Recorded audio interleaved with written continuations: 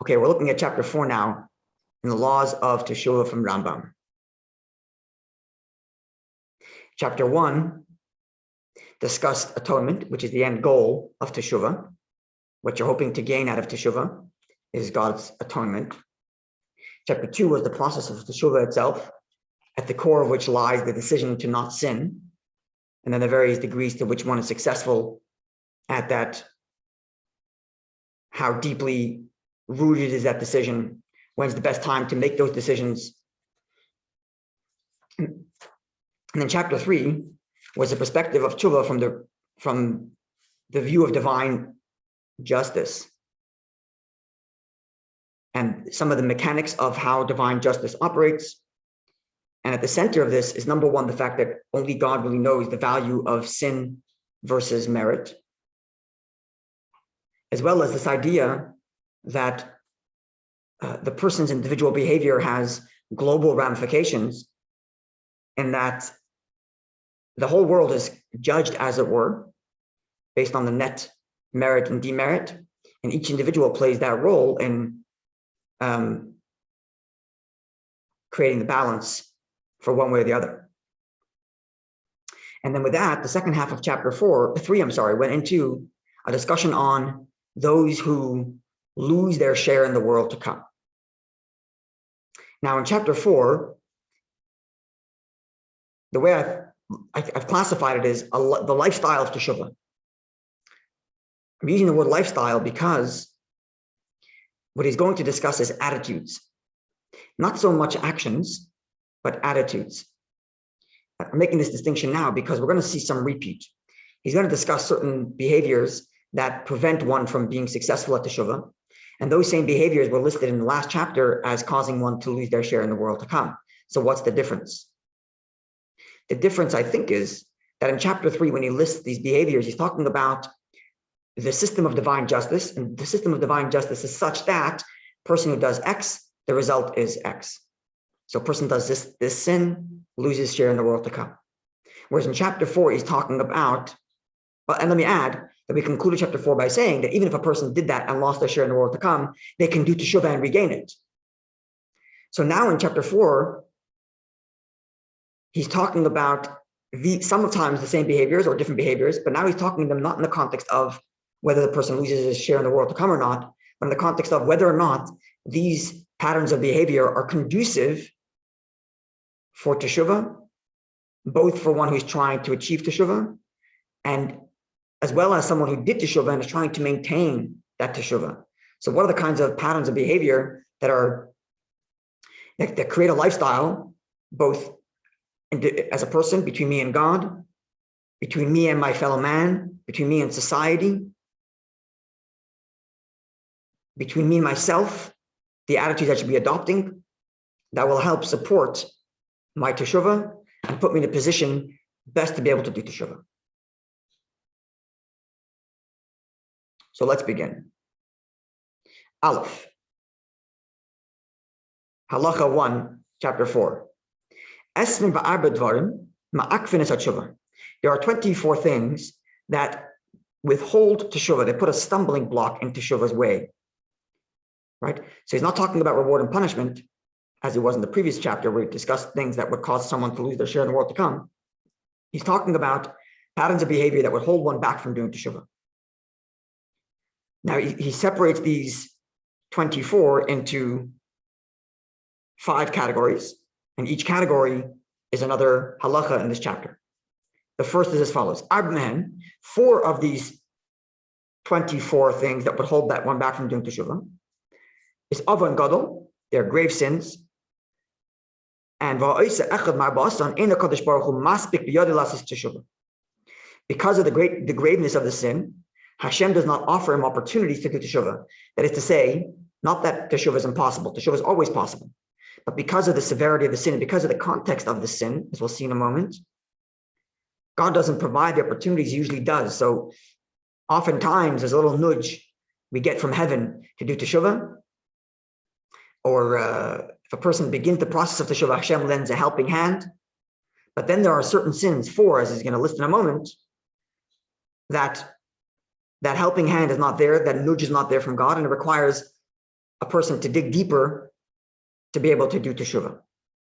And this is according to the severity of these sins. And they are the following. These are the following 4 sins. I'm going to list them and translate them, and then I'll tell you what I think the common denominator between all of these are. The first thing is someone who causes the multitude to sin. And included in this is someone who prevents many from doing a mitzvah. So the idea of causing others to sin was listed in the previous chapter as causing one to lose their share in the world to come. But here he's not talking about it that we're a world to come. He's talking about what that does to you and your capacity to Teshuva. So causing others to sin puts a preventative measure in my ability to do Teshuva because God doesn't offer that helping hand. Okay. There are also other differences between the way the way he describes causing someone to sin in the previous chapter versus the way he does now. And maybe we'll get to that in a moment. So that's sin number 1 that would cause one to lose this nudge, this helping hand from God to do Teshuva. Number 2, someone who pushes his friend from a good path to a bad path, similar to someone who pushes someone away to doing idol worship. So the previous one, number 1, was causing people to do a sin or preventing people from doing a mitzvah. That's a very specific type thing. The second is, as a rule, a general kind of attitude where he causes people to go down a bad path, leads people astray. So it's a bit different, subtly different. Number 2, that's number 2. Number 3, someone who sees his child go off in a bad direction, but doesn't do anything to try to intervene, try to inspire his son to go in a healthy direction, try to stop him. Because his child is under his influence. Had he protested, had he tried to intervene, his son could have been successful, or would have been successful in bringing his son back into the fold. And that's as if he's causing his son to sin. And therefore, included in this is anyone who's capable of preventing others from sinning, whether we're talking about many people, whether we're talking about individuals, and does it, and lets people in their stumbling walks away while others are sinning, doesn't care. This too is in this category. So these 3 have a clear common denominator in that they're all related to causing others to sin, either specifically causing someone to sin or specifically holding them back from doing a mitzvah, or generally speaking, causes others to go down a bad path, or doesn't prevent his own children, and likewise doesn't prevent others from doing sin when he sees it happening.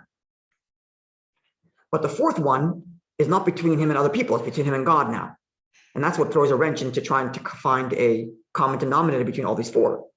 Namely, one who says, I will sin and I will do Teshuva. And included in this is someone who says, I will sin and Yom Kippur will atone. So the Alter Rebbe in the Teshuva, in his section on Teshuva in Tanya, discusses this item of someone who says, I will sin and I will do Teshuva. And why is it that he could do Teshuva? Yes, because nothing stands in the way of Teshuva, but he's not offered that helping hand from God. He's not offered that nudge. And the reason is because Teshuva itself became a reason for his sin. Yom Kippur itself became a reason for the sin. And the reason for the sin cannot turn around and then come and give you a helping hand. You got to really fight to get that. This isn't to say that someone who sins and knows that later is... Meaning, we know, says the Alter Rebbe, that a person can do Teshuva multiple times a day because he prays 3 times a day. And during each prayer, we have the blessing which says, please help me return Teshuva, please forgive me. So the fact that I know I can do Teshuva at any moment is not in this category. This category is specifically someone who is using Teshuva as a crutch to sin, as opposed to someone who sins because he's giving into his inclination. But the reality remains he could do Teshuva later. Okay, so now what's the common denominator between all these things? Causing others to sin, preventing them from doing a mitzvah, making people go in a bad direction, watching children or watching others sin and not caring and not preventing them. And someone who says, I will do Teshuva and I'll sin now because I know I could do Teshuva later. What's the common denominator between all these four? I think the reason, the common denominator is, at the core of all of these is a carelessness for sin. The person says, no big deal. It's no big deal to sin because I could do Teshuva later. I have to stop someone else from doing sin. Sin is not that big a deal. Let him sin. It's no big deal. I think that's the common denominator here, which would explain also why in chapter 3, when the Rambam discusses the person who causes others to sin, he describes, he uses examples of people who cause others to sin. The king Yeravam, Sadok, and Bisus are people who started movements that ignored the oral tradition. He also referred to JC of Nazareth. And I think he used those examples because over there, he wasn't talking about an attitude towards sin. He was talking about the actual behavior of causing others to sin. And therefore, it doesn't matter whether you're a brutal king or you're a persuasive JC, it doesn't make a difference. You cause others to sin, you lose your share in the world to come. Whereas in this chapter, he's talking about an attitude. And the attitude he's talking about here is someone who makes sin careless and says, I don't care to stop anybody else because it's no big deal. I don't care if I sin because I can do Teshuva later anyway. What's the big deal? That kind of attitude, then God says, look, if that's your attitude towards sin, I'm not going to give you a helping hand to the Teshuva. You got to dig. I think perhaps this is what's happening here in this section and what makes it different than the previous section. But, because take, for example, God JC. He didn't say he's careless about God or sin. He's he cared much deeply about God and sin. Just got it completely wrong and took a whole bunch of people with him. Okay. Here is not, over here, I think it's talking about just a casualness towards sin, such that he's okay with watching others sin because what's the big deal? I think that's the attitude here. And there are other wordings, precise language in the Rambam that's making me think this way. Okay, you want to say something? Robert, do you want to say something? I was thinking, like, I see that for the fourth one. Yeah. But when I look at the first one and the second one, what pops in my head is the golden calf. Right. But at that time, they didn't understand Teshuva at that time anyway. So right. Maybe it's too early. Right. Well, they learned Teshuva then. Right? Yom Kippur comes as a result of that. Yeah. God negotiates, after Moshe, negotiates and gets the divine mercy and then gets so Teshuva really actually comes as a result of that. Yes. Actually, the Gemara makes that comment that the sin of the golden calf is what essentially brought Teshuva to the world. Right. In some sense. Right. So good point. Okay, so this is the first category of sins that result in God not providing the opportunities he usually does for Teshuva. And I think what stands at the core of it is the carelessness and the casualness which he's considering doesn't perceive the gravity of sin, either because big deal, no big deal, Teshuva will come later, or he expresses that by saying, okay, so I'm not sinning, I'm a good guy, but somebody else sins, big deal, let him sin. I think that's what's happening here. Okay, now second class. Then there are those. Of the 24, there are 5. These 5 attitudes close the door to Teshuva.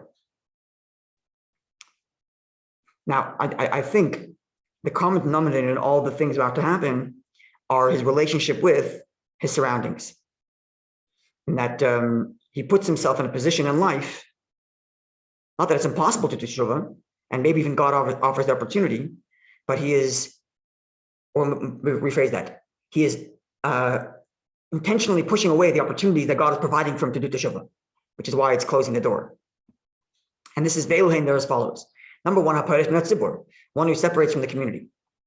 So I framed it again because in the previous chapter, he put separating from the community as one of the reasons to lose the share in the world to come. And here he repeats it as a closing door to Teshuva because they're different issues. One is losing the share in the world to come, reward and punishment. And over here, it's talking about the very fact that I've separated from the community takes away opportunities I would have from being inspired to do Teshuva.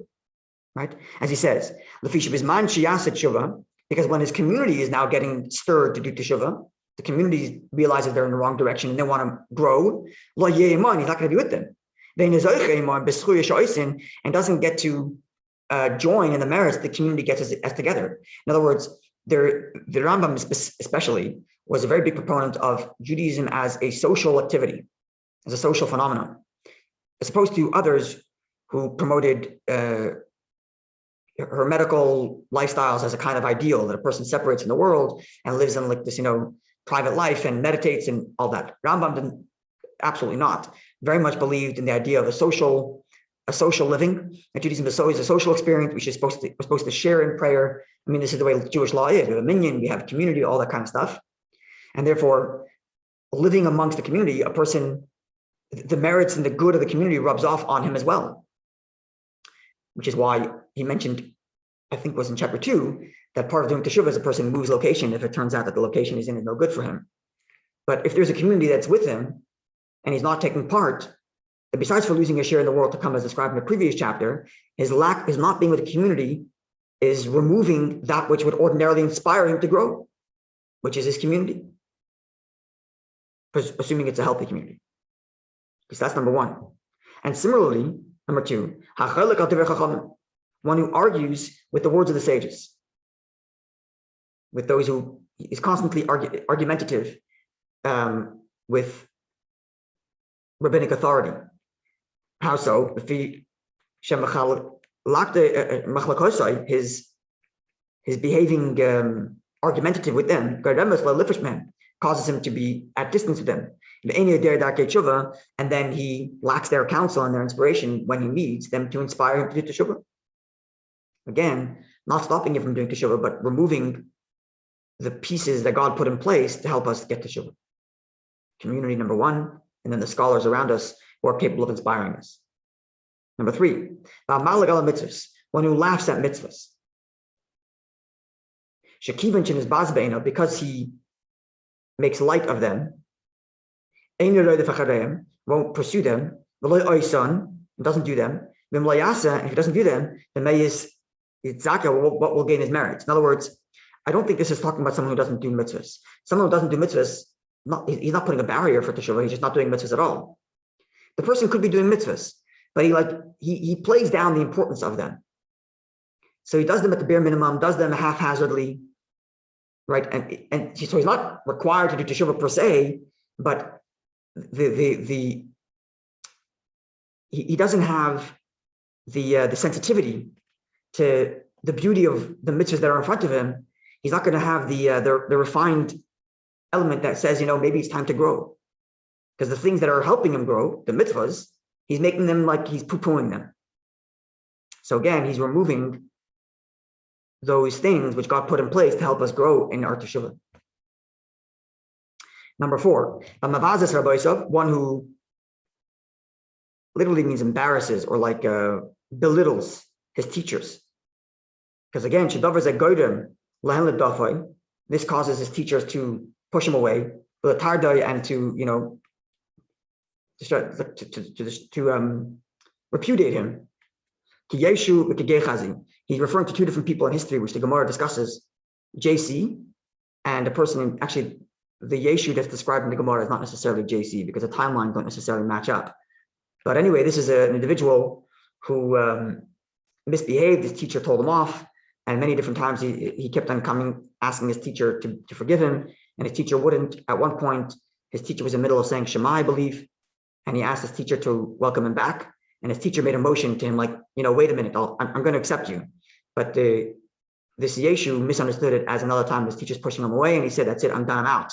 And because he was so pushed away, he decided to go off and start his own religion.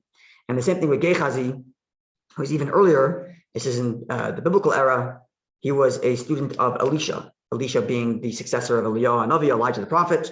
And he too was pushed away by his teacher because of his misconduct, because of his belittling his teacher.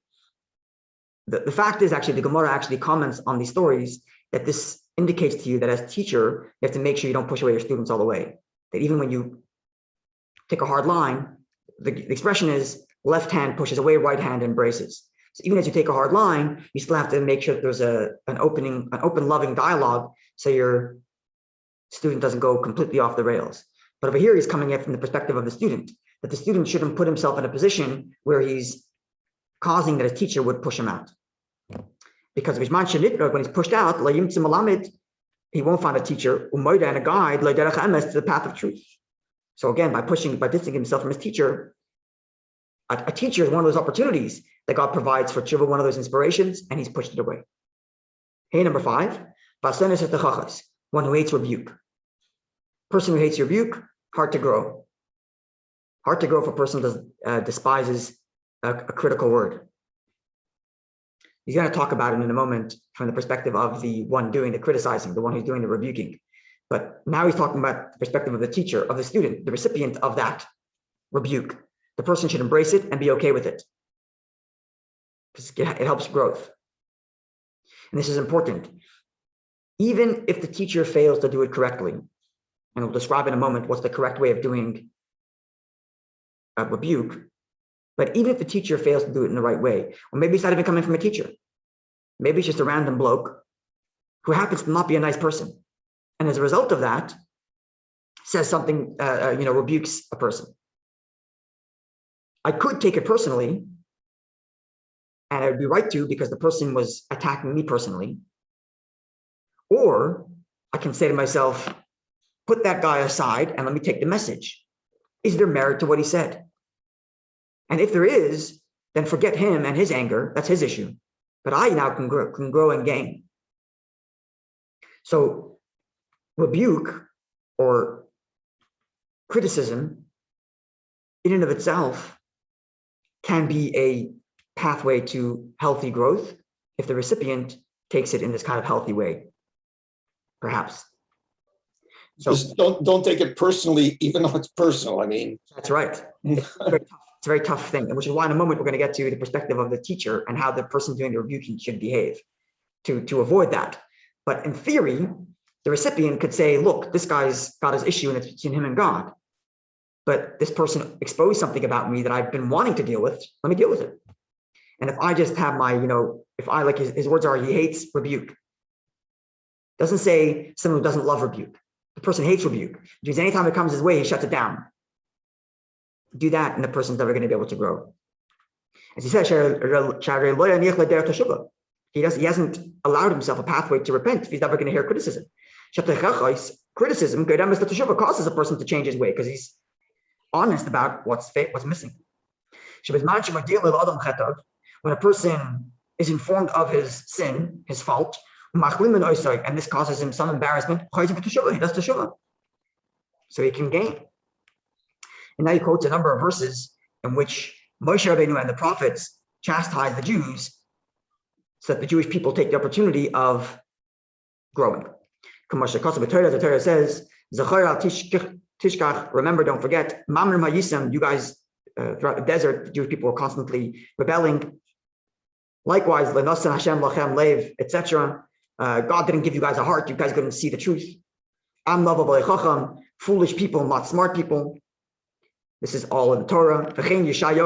Likewise, Isaiah the prophet rebuked the Jewish people for Omar and says, oh,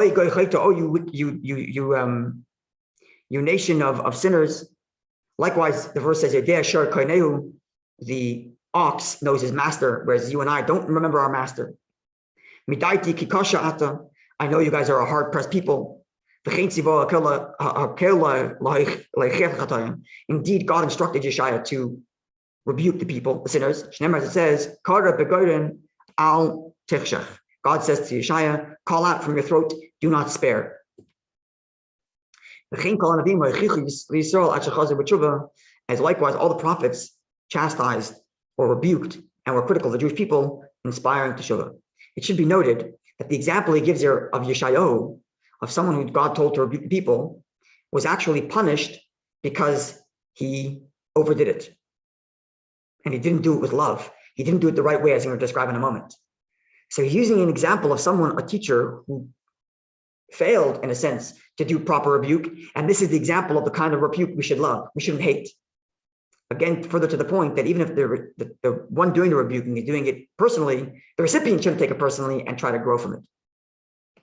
Right? Because Yeshaya is the example of someone who's rebuking the people, and yet he is one that God says, you made a mistake by overdoing it. And you shouldn't have spoke disparagingly of the people. It's when behavior gets mixed up with ego. So you can rebuke somebody's behavior, but don't take it as he's hurting your ego. You got it. That's right. That's right. Now here he gets to on the side of the teacher. Now, because being rebuke is such a critical part of Teshuva, being able to be honest about one's faults and listening to them and hearing them. Actually, the Rambam, I believe he's the origin of this term, this phrase, not in this book, but in his commentary on the Mishnah. I believe he's the origin of the phrase, which is, accept the truth from whoever said it. If someone says something, even if that person is misguided in the manner in which they are sharing the truth, but if as a recipient, I can gain some truth on that, then take it. Only you gain, and it's to his loss. Notwithstanding, to the outside, it might look like he was the winner because he called you out and you walked home feeling down. But in reality, he carries the burden of being hateful, and you walk away with the truth and growth. So in reality, the one who receives it is the winner. And now to the side of the teacher, the one who's doing the rebuking. Therefore, it's appropriate to establish in each and every Jewish community Chacham Gadol, a great sage, the Zaken, an elder person, the Yarei Shamayim, who is a God-fearing man, Mina from his youth. I'm not sure why he adds that, what that means. Why is it so important to this person be God-fearing from his youth? What if the person's about Teshuva? Something's wrong with that? I don't know what this means. Not sure. But here's, I think, the key right here. Next words. So the person who's being appointed for the community is a great, very sagely, older gentleman, venerable, God-fearing his whole life, va'ohov lahem, and is beloved by them. This person who's being chosen to rebuke the people must be beloved by the people too. And if he's not the right guy for the job. Right? The Medrash famously says, let Moshe Rabbeinu, who loves the people, let him rebuke the people. Because if it's not coming from a place of love, then it's, like you said, ego. I want to get my ego out, so I'm going to project it onto criticizing you, which, unless the recipient has great maturity, in most instances, it just triggers the other person to push his ego back. But if it comes from a place of love, and it comes from a place of sensitivity, then there's a much better chance that the recipients will receive it. And therefore it's key, it's a key that the people feel that they are beloved by him, and they love him and he loves them. And this person, this person can rebuke the public and inspire the people to Teshuva. I'm going to add that I remember once, I must have been 16 or 17 in yeshiva, and we were watching a video of a Farbrengen of the Rebbe. That was Farbrengen. And he's talking about the importance of having a mentor. And he discusses how do you choose a mentor? If I'm not mistaken, it's Purim 1986. So the Rebbe asks, what are the qualities you're looking for in a mentor? And the Rebbe said the following. He said, the Medrash tells us that the Medrash and the Gemara also mentions the defining feature of the Jewish people is that they are bashful, they are kind and compassionate. And therefore, if these are the defining features of the Jewish character, then that's the kind of person you should find as a mentor, someone who exemplifies Jewish character, bashfulness, humility, kindness, compassion. And I'm going on and on about this. To find someone who's compassionate to be your mentor, find someone who's kind, and so on. Now, in my silly 16, 17-year-old mind, I was thinking to myself, what happened to scholar? What happened to looking for a mentor who's a scholar? Anyway, as I got older, I discovered the wisdom of this. You can have someone who has the answers to all the questions, but will not be effective in helping anybody ever if they are not empathetic to the person who they're talking to. When you're guiding someone, you're not empathetic to that person's plight, then you can be the smartest sage in the world and it's just not going to be effective. And conversely, if a person isn't the biggest scholar, but empathetically listens to the person who's sharing, that person will be successful because when the person shares with someone who they feel is empathizing with them, that sharing itself, most of the cases, helps them find their own solution. Because they feel like they're being empathetically heard, they're already halfway healed from the issue.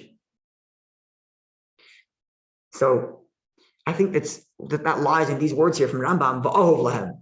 He's beloved by them. This person who's being hired by to be the local rebuker, the local Verbringer, if you want to put it in Hasidic terms, he's got to be someone who the people really feel like they have an affection. Otherwise, all the rebuke is not going to be of any value. But then back to the listener, but the person who hates any rebuke doesn't come to the Farbrengens because he doesn't want to hear any critical words. Doesn't listen to the Farbrenger when he's going to lay it in. And therefore he'll stick in his negative ways. Because he thinks he's doing just fine. And no one's there. He's not open to listen to someone who's going to show him that there's a higher standard and there's something to achieve greater than where he is right now. Okay, so this is the second class. The first class of sins that stop one from doing Teshuva are the kinds of sins which are so great that God doesn't offer those opportunities. And as we defined it, those are the kinds of attitudes which say sin is no big deal. The second class is the person who puts himself in a position that doesn't allow him to take advantage of the opportunities that present themselves to do Teshuva. He stays away from the community, makes fun of rabbis, thinks mitzvahs are no big deal, doesn't like rebuke, and so on. Okay, now the next class of attitudes and behaviors that will prevent one from doing Teshuva. This is Gimel Halacha number 3. Amongst the 24 are 5 things that are a person who does them. It is impossible to do complete Teshuva. Till now, he said it closes the door to Teshuva. Okay, so I got to ply my way in. God doesn't offer opportunities. Okay, so I got to dig deeper. Here he's saying impossible to complete Teshuva, which means a person can do Teshuva but not reach complete Teshuva. Something is missing. What's missing? It's because it's a sin between man and his fellow man. Okay, now ordinarily, a sin between man and a fellow man, you could do complete Teshuva. Get the person's forgiveness and then do Teshuva for God. But here he's saying these are the kinds of sin between man and man where complete Teshuva is impossible. Why is that? Because the eni idea chavere shechatalai, kedei sheyachzalai or yishamenu limchalai. Because he doesn't know from whom to get forgiveness, and because he doesn't know from whom to get forgiveness, there's something missing in his Teshuva. So how is that? So 5 examples. Number 1, hamakal v'sarabim, one who literally curses or offends a community, a bunch of people. Like Hil Adam Yadua. So there's no specific person that he can identify and say, oh, I offended you, to ask for him for atonement. This perhaps, we're talking earlier about, the current state of political affairs. This would be like speaking about the they, people say they.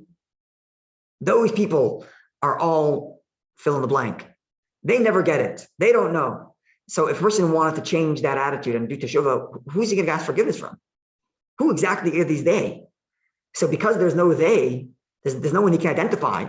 So the full complete Teshuva to get forgiveness from those he offended, impossible, because he barely even offended anybody in particular. Number 1. Number 2, one who splits profits with a thief. Now, why is that? He doesn't even know whose money he's stealing. Ella, rather, what happens is Goinev, Rabim, the thief steals from whoever, or maybe loy, and brings it to his partner, and he takes his share. So he's funding thieves. So he has no idea who they're stealing from, but he's gaining. So if he did Teshuva, he doesn't even know to ask forgiveness from. And additionally, he's also supporting a thief, which in and of itself is a bad idea. Okay, that's example number 2 of a person who offends others without knowing who he's offending. Number 3, a person who finds a lost object, and does not announce the fact that he found this lost object, allowing the owner to come and claim it. And after some time, when he does Teshuva, regretting and vowing to never take lost objects again, he doesn't He doesn't know who to take this lost object to. It's been 20 years. What does he do now? So his teshuva is never going to be fully complete. The final example, two more examples, sorry.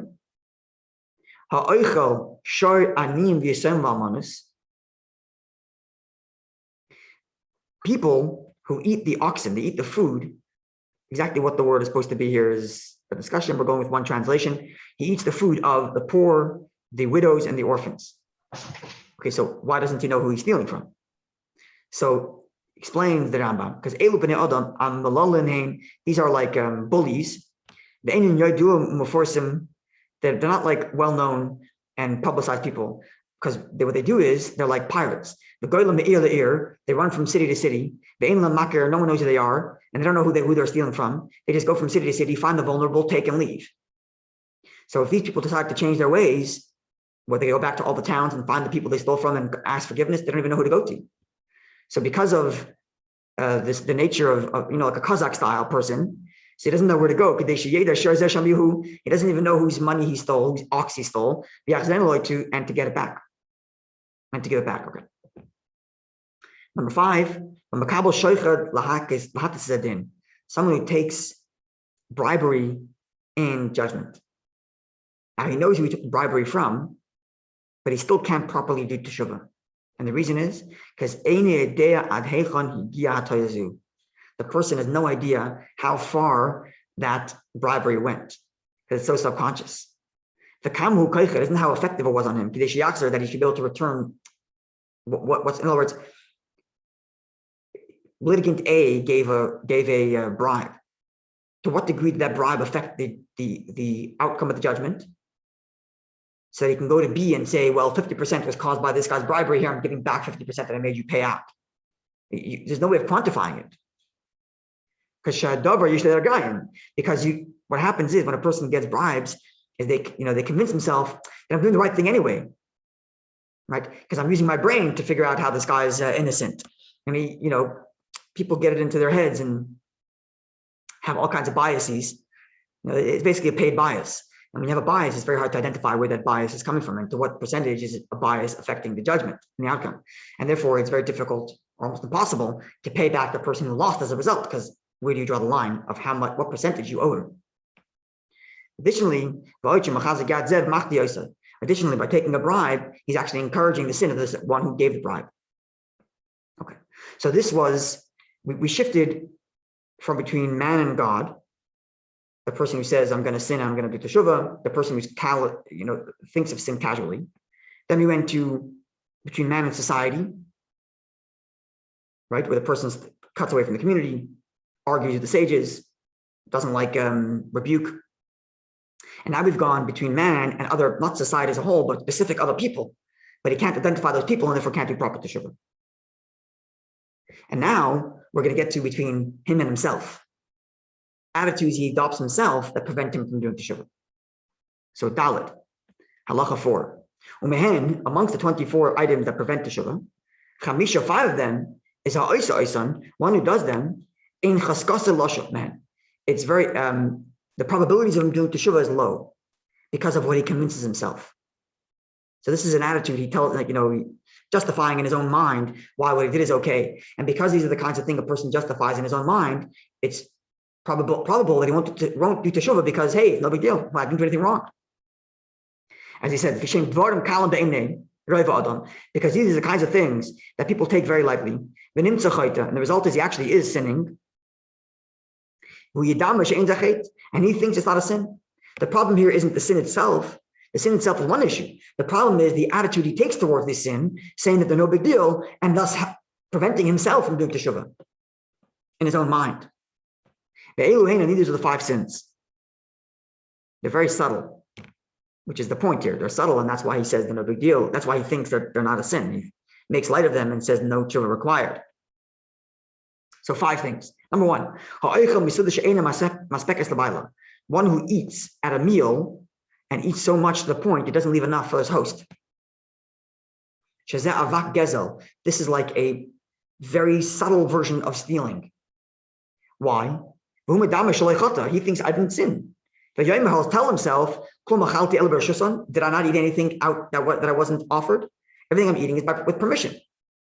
He hosted me, but he lacked the sensitivity to realize that his host wants something or there's not enough left over for his host.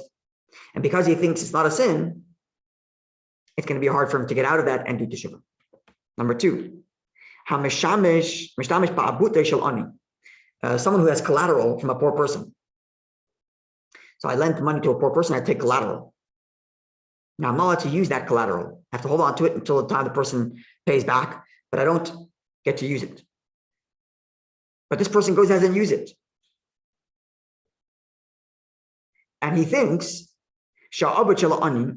the collateral the poor person gave him, it's a hammer or some sort of like a knife of some sort, a threshing, like a blade.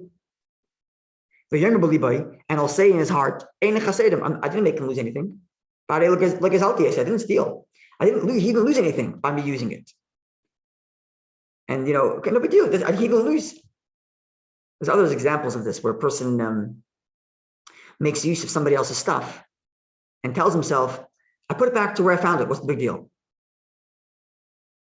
So this, says the Rambam, is a kind of subtle sin, because I say I didn't steal anything. It's going to prevent him from doing Teshuva because he thinks he didn't do anything wrong. Number three, one who looks at inappropriate sexual imagery. So he thinks in his mind, nothing wrong with this. He tells himself, did I engage with this woman? Did I get close to her? No. But he doesn't realize, looking at it with the eyes, this itself is a big sin. It causes the actual activity. As the verse reads, don't follow your heart and don't follow your eyes. We see it every day in Shema. And therefore, the following of the eyes itself is a sin leading to greater sin. So I just want to point out this interesting little thing. Rambam here said the reason why the sin of looking at inappropriate imagery is because it leads to activity. And it's not just it leads to actual activity because it gets the person's desire going and they might want it. But I think also it slowly corrodes the person's mind, in which the person becomes desensitized to the severity of the activity, and thus the person ends up becoming so callous about it that the lines get blurred between what he's allowed to do and what he's not allowed to do. That's the first thing. Treating interactions. I'm going more broadly here, not just about looking at that which is inappropriate, but more broadly speaking, interactions between opposite genders and treating them as casual has this effect on the person of desensitizing the person to the boundary that should be there. And it's hard to say it. It's almost a natural consequence that, God forbid, a person will slip. The Gemara famously says, "Ein apotropos la'arayos." No one can be their own custodian for their own sexual urges. Like, oh, I'm okay. I'm going to go all the way to the line, but not cross it. Don't do that. You're a human, and humans have a very hard time standing at the edge of that line. So that's what I think the Rambam is talking about here more broadly. But additionally, Chassidus talks about even if it won't lead to anything, the thought itself of inappropriate intimacy is in and of itself has a deeper effect. Chassidus borrows from the Gemara, but has a deeper effect on the person than the act. Because the act, in some ways, affects only the part of the body that was engaged in that act, and for the amount of time that the person was engaged in the act. But the fantasy of it, in some ways, has a deeper psychological effect than the act. And that's never mind the fact that it might lead to something inappropriate, but the thought itself, because it's a deeper part of me than activity or words, the thought itself, and precisely because I think it's no big deal, so in some ways I can engage in fantasy, crossing lines that I would never do in action. But the crossing of the lines in the thought itself has a deeper psychological effect in some ways than the activity. It actually corrupts the mind. Sorry? It actually corrupts your mind in a general sense. Correct. It corrupts the mind. Correct. Because the person, that's right. You're tampering, right? the language of Chassidus is like this. We have three garments of the soul, right? There's the soul itself, which is my intellect, my emotions. And there's the three garments of the soul, the three ways in which the soul interacts or experiences life: thought, speech, and action. Now, thought, speech, and action are progressively more exterior. Action, the most exterior. Speech in the middle, but somewhat connected to me. And the thought, the most intimate of these garments. So the most intimate way for me to experience myself is in my thoughts, essentially. Now, if that is engaged in propriety, then the deepest way in which I interact with myself is subject to corruption. Whereas if something happened and a person just engaged in the act because couldn't control himself in the moment, it doesn't necessarily have that deep kind of psychological effect on the person, because all I really corrupted was the act, which is an external garment. I'm not making light of the sin. I'm just pointing out that there's a certain element of corruption internally that's caused by fantasy of sin in a way worse than sin itself. That's Chassidus kind of explains that. And this is different than what the Rambam is saying here. The Rambam was just saying that negative thoughts and visual leads to inappropriate behavior, as described before. Okay, so this is the third kind of sin, that a person says, "Oh, I didn't cross the line yet, so it's no big deal, and therefore no reason to do Teshuva." The person talks himself into saying, "I didn't do anything wrong." Number 4. This is something that I try to teach my children all the time, and to me, it's anyway. To me, it's very important. Which is hamiskabed b'kol chaver, someone who takes pride in the shame of a friend. So Omer b'libo, he says in his own heart, I didn't sin. The person's the guy's not there. I didn't embarrass the other person. I didn't embarrass him. I'm just comparing how good I am to how not good he is. Just so he should appear as more prestigious and his friend more embarrassed and his friend more belittled. It's an issue of self-confidence. The person feels like the way in which he's going to get aggrandized is only if he can compare himself to someone who's lower. Extremely low self-esteem. But in addition to that, there's something very almost malicious. A person who feels good about himself because somebody else doesn't feel good about themselves. I tell my children the worst thing you can do is laugh when someone else is hurt. You hurt somebody else, okay, you got angry, you hurt, okay, it happens. But you sit and enjoy yourself when someone's getting hurt, it just doesn't get worse than that. And I think this is a related issue here, where a person he feels better about himself. Why? Because the other person's in a lower state. It's a very, very subtle, but very deep character flaw. I don't know the way of saying it. That's a polite way of saying it, I think.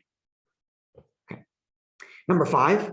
So again, this person might think to himself, I didn't do anything wrong, so I didn't embarrass anybody. It's just me thinking about myself. It's nobody else's problem. But this is the kind of sin the person might talk himself into thinking he doesn't have to do Torah.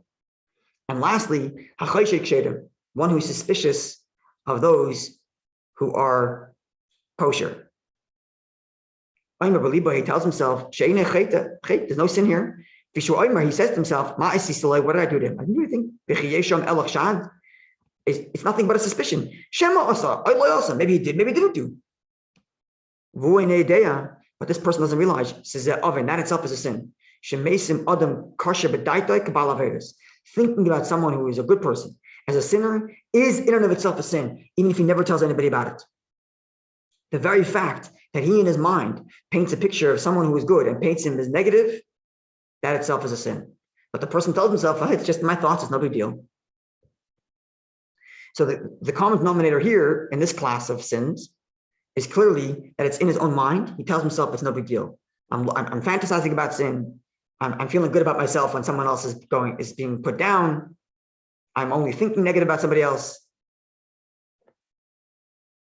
I ate food that somebody else wanted to eat. No big deal. I took it with permission and things of that nature. And finally, halacha hey. There are 5 more items which are on the list of things that prevent someone from doing Teshuva, which now it's a question of not how I think about it, not how I interact with other people, but they are personality traits that are very slippery slope. And when you start going down the route of these kinds of patterns of behavior, it just keeps on going because of how easy and fun it is. Namely, so he says, there are 5 things, and the person who does them, will just continuously follow them. In kashim lifresh mehem, it's very difficult to back up from them because they're so much fun and they're so easy to acquire. And therefore, a person's got to be very careful about these things. Perhaps you might get attracted to it because once you get a taste of that sweet, easy fun, it's very difficult to back up. And these are all very bad attitudes, extremely bad attitudes and very bad character traits to acquire, but they're very easy to acquire because of how fun it is. These are the following: Rechilus, gossip; Lashon hara, slander. It's a lot of fun to gossip. It's a lot of fun to slander. And once you become part of that corner of society that likes to point fingers at everybody else, it's very difficult to crawl out. So be very careful when you engage in these kind of fun little activities of gossip. Baal chema, temper, anger. It's very easy to succumb to it. It may not be as fun, but it's very quickly gratifying.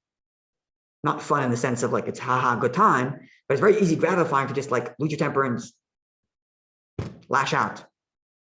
Baal machshavara, someone who has bad thoughts, meaning has a negative attitude, also very easy slippery slope to go down. Person starts to see things in negative light, and very quickly the glasses of negativity are put on and everything is a problem. Conspiracy theories. Yes. That's where I'm putting it. And likewise, maschabed l'rasha, one who becomes buddy, chum with those who are wicked.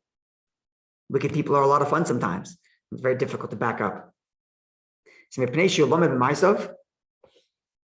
And because he learns from this person's ways, they become ingrained in his heart. Right? It's a funny thing. The people who like to, they don't like to engage in negative behavior, but they like to hang around negative people because they like to vicariously sin. So to get a good laugh at watching somebody else cross the line they would never cross. And Rambam is saying that's the kind of thing that leaves a deep psychological mark, and don't make light of it. Because if you get too, it becomes like a dopamine drug that you have to keep coming back to get more of. And it becomes very difficult to get out of that mind space. So who Shlomo, this is the meaning of what Shlomo says. The roya exilin yerua, like the negativity of the foolish. At any rate, said Rambam in the laws of good character traits, I've already elaborated on the appropriate way in which a person should behave. How much more so someone who's doing Teshuva should certainly find appropriate attitudes in life as described in the laws of good character, which is the laws of Deus. Now, finally, and this explains why this chapter comes chapter 4, not chapter 1 before Teshuva, because all of these things in some way seem like they're important for someone who's trying to get to Teshuva, but yet he puts them after he described Teshuva already in chapter 2. So, number one, I think he doesn't want us to think that this is conditional for Teshuva. Meaning, even if a person went down all these bad roads, he can still do Teshuva. As he says, all of these things or anything like them, even though they prevent someone from getting to Teshuva easily, they don't make it impossible. If a person does Teshuva even from these sins, he is about Teshuva, and he has a share in the world to come. So this is reason number one, I think, why he puts it here in chapter 4, because if he put it at the beginning, you would think conditional Teshuva is that a person has to make sure he gets rid of all this. Or if he has all this, he's stuck. Rambam is saying, okay, Teshuva is a decision to no longer sin. Doesn't matter what sin. Now, later he's going to tell you, if you really want to be in a position to be able to make the decision to no longer sin, make sure you're around good company. Make sure you're not separating from your community. Make sure you're okay with listening to criticism. Make sure you don't take things lightly. Make sure you don't go down a path of easy, quick dopamine to the head. Make sure you're in a good space to be able to make the decision. I no longer want to sin. It's number one. Number two, I think he puts it here Because even after a person does Teshuva, right? The person decides, I'm never going to sin again. And we discussed this before, that never ever sin again. I mean, who can say that with any certainty? No one, right? So to a large degree, the work comes after Teshuva, after the person makes a decision. Okay, I'm not sinning anymore. Now comes the work of actually implementing that. And this, I think, is where chapter 4 is. You want to implement that? Here's a way of living that's going to make sure you maintain that. Right? It's going to be, put yourself in a good environment, make sure you're okay with criticism and so on. This is different than what he talked about in chapter 2, what he called Darkei Teshuva, the pathways of Teshuva. Those are things that come along with the decision itself to no longer sin. Like, for example, changing name, changing location. That's part of the beginning stage where the person says, I'm no longer the sinner. And because I'm no longer the sinner, I'm a new me. Now in chapter 4, he says, okay, so this new you, what does he do? This is what he does. He's okay listening to criticism. He hangs out with good company. He stays away from gossip. He makes sure not to take things lightly in fantasies and so on. All these things we talk about here is, I think, after the person already did Teshuva, he's already made that shift, but he wants to maintain it because it's a very difficult thing to maintain, a decision to no longer sin. And that's what I think this chapter is about. Now, in some ways, the practical element of what you're supposed to do for Teshuva ends here.